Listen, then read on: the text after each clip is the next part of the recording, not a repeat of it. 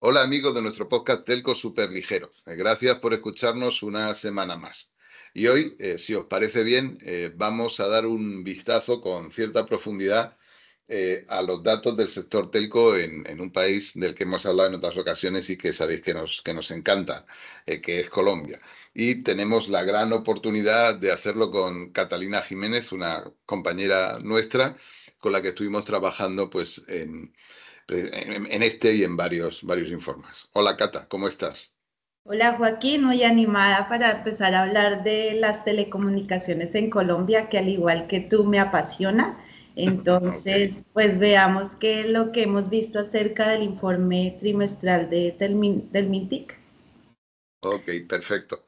Perfecto. Para nuestros oyentes, que creo que hay a ambos lados del océano, en España y en Colombia y en otros países de Latinoamérica, Colombia para mí tiene un carácter bastante especial, ¿no? Porque digamos que es un país grande, son más de 50 millones de habitantes, en el que pasan muchas cosas en el sector telco que nos dan muchas pistas, ¿no? De lo que puede ocurrir en el futuro, ¿no? Por dar un poco de contexto, y esto se va a ver en los datos que nos vas ahora a compartir, Cata, pero hay varios movimientos. El cuarto operador en Colombia, el que estaba llamado a ser el Defian, WOM, del que hablaremos ahora seguramente, pues está en suspensión de pagos en este momento y no está muy claro cuál es su destino, ¿no? Y el segundo y el tercero, que son Tigo y Telefónica y Movistar, están explorando una especie de fusión que además es complejísima pues por las estructuras societarias, ¿no? que tienen ambos operadores con administraciones públicas, ¿no? en la propiedad. Así que es un momento tremendamente agitado, ¿no? Además, yo creo que tú y yo lo hemos comentado, Cata, Colombia, además de ser un país grande, pues es una potencia cultural, ¿no? Ayer se publicaban, ¿no?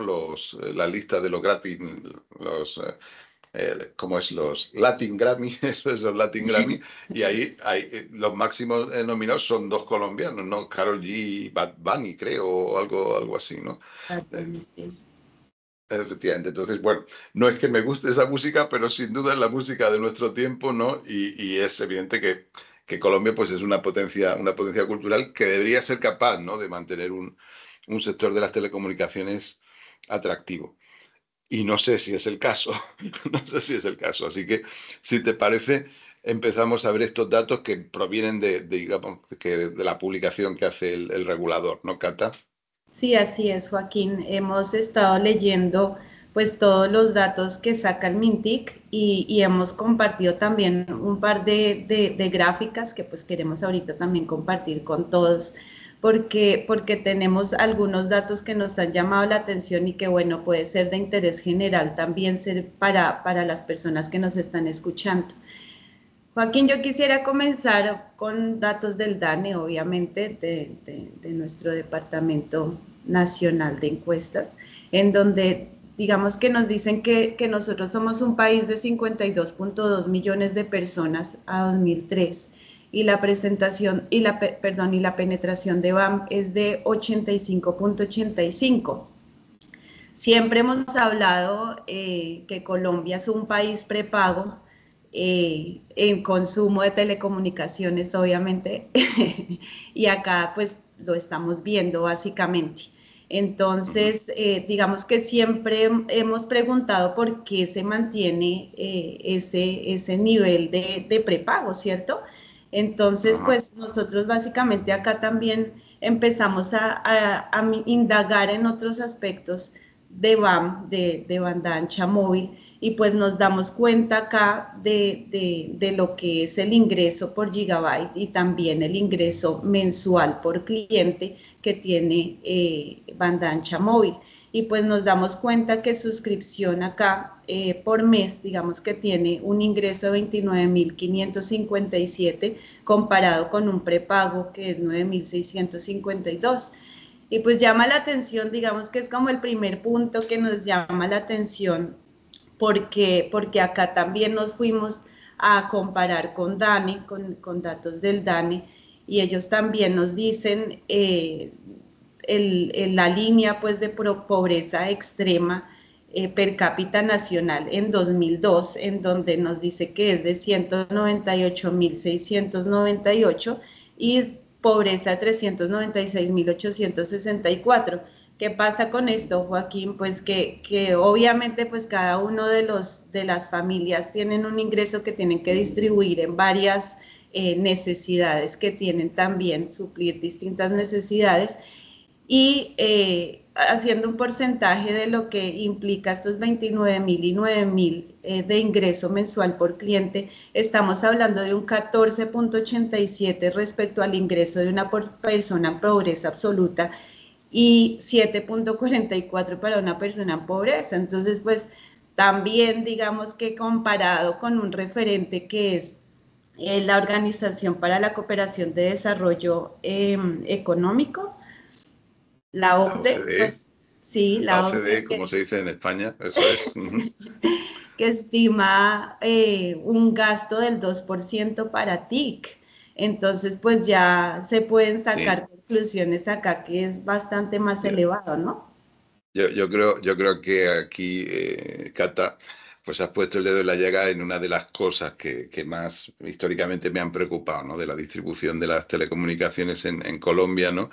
Y es esa desigualdad, ¿no? Y estos gráficos que estamos viendo, de alguna forma, pues enseñan la auténtica brecha digital que hay en el país, ¿no? Pues tenemos, digamos que una parte de la población, que a lo mejor ronda el 50% de los usuarios, ¿no?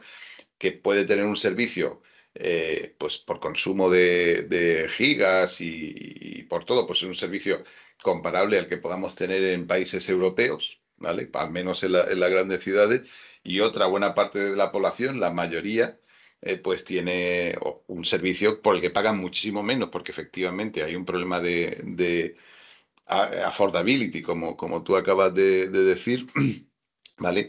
Pero que es un servicio que desde luego tiene muchas dificultades, ¿no? Para cubrir las necesidades de conectividad, ¿no? De una persona en el mundo actual, ¿no? La semana pasada hablábamos con Tania del regulador mexicano y ya nos introducía el concepto de conectividad significativa, ¿no? Que está desarrollando la ITU y que apunta claramente en esta dirección, ¿no? Y de los datos que estás enseñando, también el coste medio por gigabit, que de alguna forma nos da el unitario, ¿no? De cuánto esfuerzo cuesta, pues es sensiblemente menor, estamos hablando de 1.900 pesos en pospago, frente a 2.389, casi 2.400 pesos al mes, ¿no?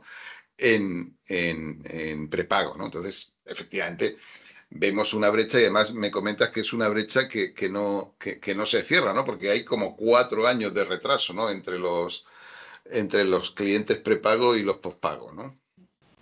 Listo, Joaquín, claro que sí, de acuerdo con lo que tú justamente estás mencionando, digamos que traes a mi mente el siguiente punto que quería hablar y es justamente esta primera gráfica en donde se muestra el crecimiento de los clientes de suscripción a una tasa mayor que la de los clientes prepago.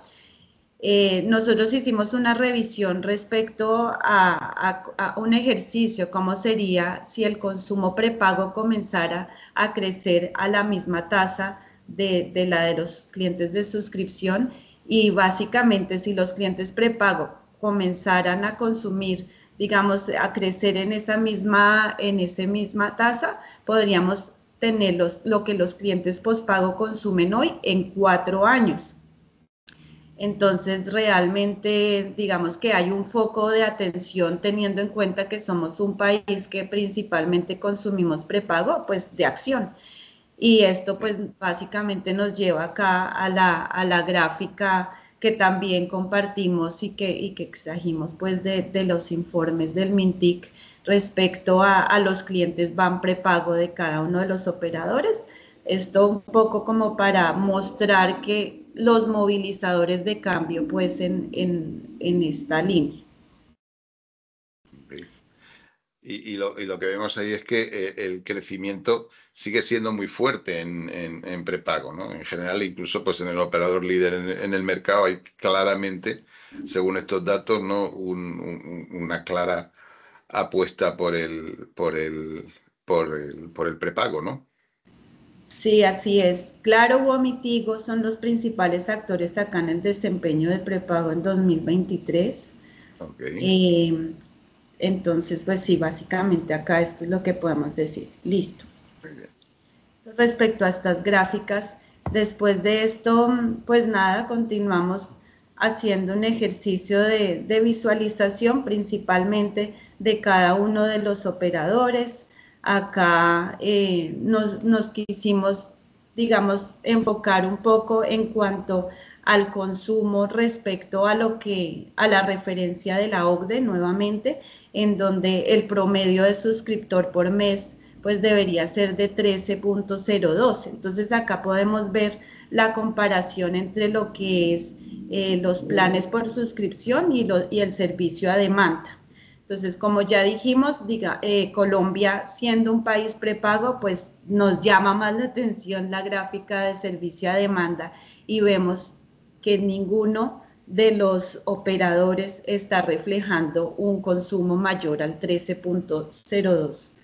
Entonces, Así es. digamos que nuevamente volvemos a la misma conclusión de ver de qué manera podemos reforzar este consumo. De hecho, si me permites, cuando miramos el consumo promedio por mes, por cliente de pospago, bueno, claramente encontramos valores que son perfectamente comparables a los de España, que están en la línea de la OCDE que tú mencionas. Y aquí es muy relevante, ¿no?, el papel de WOM, ¿no?, que se dispara hasta 23,64, ¿no?, gigabits al mes. Insisto, España pues está en los 13. Prácticamente un cliente de WOM dobla el consumo del cliente promedio aquí en España, para que nos hagamos una idea también de esa dicotomía, ¿no?, tan clara en el mercado colombiano. Sí, bastante interesante. Bueno, listo. Entonces esto sería respecto a banda ancha móvil. Ujú, Eh, y después de esto, pues ya entonces empezamos a hablar esto es una referencia de van por suscripción, en donde ujú. también tenemos la visualización pues de cómo es la participación de cada uno de sus actores. De acá, digamos que el dato pues a resaltar es ese comportamiento de WOM tan interesante, en donde crece 38% su base de suscripciones, de suscriptores, perdón, Joaquín, entre el primer trimestre de 2023 y el primer trimestre de 2024. Esto llama la atención, pues teniendo en cuenta también lo que tú comentabas al comienzo del podcast, en donde WOM desde abril de 2024 se declara en quiebra. Entonces deja un gran signo de interrogación. Eso es. Sí, así es, ¿no? De hecho, si mirásemos la forma de la curva, ya en el último trimestre y en el primer trimestre, que son los últimos datos que tenemos, parece que hay un aplanamiento, ¿no? Hay que aclarar que WOM sigue operativo en el país y las tiendas siguen funcionando y la red siguen funcionando y los clientes siguen funcionando, pero está efectivamente en una situación concursal complicada, ¿no? Que debe aclararse, ¿no? Esperemos que más pronto que tarde, ¿no? Y luego también esta gráfica es muy útil porque nos enseña también el peso, ¿no?, del operador principal del mercado, ¿no?, que es claro que tiene un 47% del mercado, ¿no? Yo creo que es bastante relevante. De banda ancha móvil. De banda ancha móvil, así es. Ese es el mercado, eso es. Bueno, y pues digamos que para finalizar también el análisis que hicimos de banda ancha móvil, Ajá. estuvimos revisando la variación año tras año de lo que es España y Colombia también un poco para tener una comparación. Y lo que vemos, pues digamos que acá se ve, Joaquín, que en el 2021 hubo un pico y después desde ese momento, a pesar de que ha seguido creciendo, el crecimiento es menor cada día. Entonces, digamos que tenemos esa comparación y con respecto a España, perdón, digamos, notamos que el comportamiento no es solamente de Colombia, sino que trasciende a otros países, en este caso España, que lo trajimos, en donde también muestra un decrecimiento año tras año. Eso es, sí, sí. Yo creo que esto que señalas, Cata, pues por una parte indica que Colombia pues todavía crece mucho más rápido que otros mercados, como podría ser el español, pero que también comparte esa tendencia mundial, ¿no? A la desaceleración del consumo de datos móviles, ¿no? Que también es una tendencia que hay que saber interpretar y que también está, digamos que presente, ¿no? En el país, en este mercado. Así es. Bueno. Entonces ya hablando de banda ancha móvil, ¿qué tal si pasamos ahora a A la hablar un fija. poco sobre fija? Exactamente. Ok. Bueno, en banda ancha fija sí que encontramos, pues digamos que muchas cosas que también se pueden seguir haciendo eh, en esta línea. Ujú. Encontramos 9 millones de hogares conectados, de los 17.5 que hay, según la encuesta del DANE también. Ellos tienen un 51.97% de penetración. Perdón, nosotros presentamos el 51.97% de penetración y el DANE lo muestra un poquito más alto Sí. porque hay algunos hogares que no solamente utilizan banda ancha fija para conectar su hogar a internet, sino que utilizan banda ancha móvil. Ujú. ¿Listo? Entonces, bueno, también con la insistencia de comparar con la OCDE, que Joaquín personalmente me gusta mucho porque me hace como situar a Colombia en un nivel de esfuerzo mayor o menor respecto a distintos indicadores. Acá Ujú. lo que encontramos pues que el acceso a Internet presentado por la OCDE debería ser pues del 91.55. Entonces acá lo que me llamó la atención, lo que nos llamó la atención fue ese crecimiento importante que tiene que tener Colombia en el total de hogares conectados.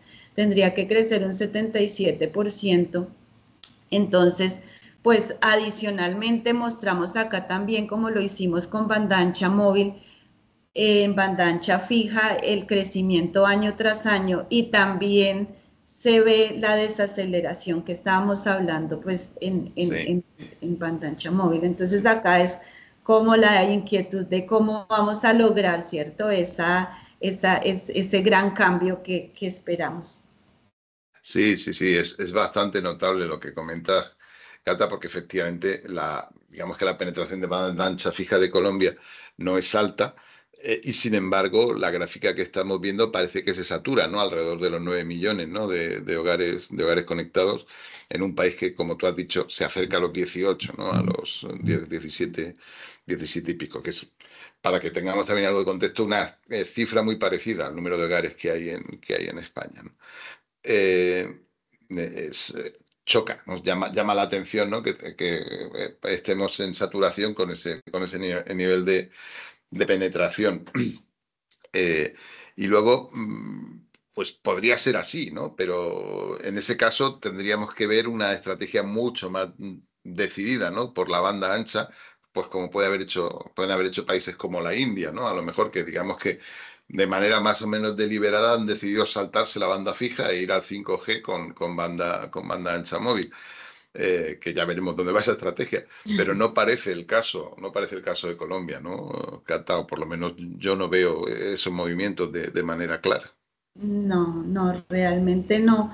Pero pues justamente por lo mismo quisimos ahondar un poco respecto a los indicadores de banda ancha fija y nos Ok. vinimos acá a mirar pues el número de clientes, que esta es una visual nuevamente de cómo está la participación en el mercado de cada uno de los actores. Y nos damos cuenta que ahí, si te das cuenta, acá la gráfica naranja está mostrando un crecimiento desde 2020 que, claro, llama la atención un montón. Ahorita con Ajá. el 21% que es comparable a, a Tigo y a Telefónica y decimos, ¿quién es? Y bueno, obviamente digamos que también se ha hablado mucho de estos otros operadores que son bastantes pero que están, la unión hace la fuerza, ahora sí es cierto, porque entre todos están alcanzando una participación bastante considerable. Sí, Y de llama, hecho, disculpa, adelante, Cata, perdona, perdona, y, adelante. y, y no, pues llama mucho la atención, obviamente, hacerle el zoom. Acá hicimos un zoom en donde vemos, digamos, a los más grandes, Ujú. para ver cuál es su estrategia y qué es lo que nos están presentando en Colombia, que está moviendo el mercado. Ok. Es muy llamativo porque efectivamente esos otros, que son necesariamente pequeños, ¿no? Pues ya son el segundo grupo, ¿no? Por detrás de nuevo de Claro, ¿no? Que con un 37% de cuota, pues es también el operador más grande. Y estamos hablando de un 21 agregado, que es mucho porque supera a los jugadores tradicionales. Pero es que si miras la gráfica que has hecho de zoom de otros, incluso los grandes de los otros tampoco crecen. Son los pequeños entre los otros, ¿no? Los que están creciendo, ¿no? O sea que hablamos de un crecimiento extraordinariamente orgánico, ¿no? De pequeños operadores muy por debajo del radar que consiguen avanzar, ¿no, Cata? Sí, sí, sí, es realmente bastante interesante el comportamiento. En los últimos 3 años, 4 veces mayor que el crecimiento en hogares conectados de Claro en el mismo periodo, para poner un ejemplo, Ok. lo hace bastante interesante.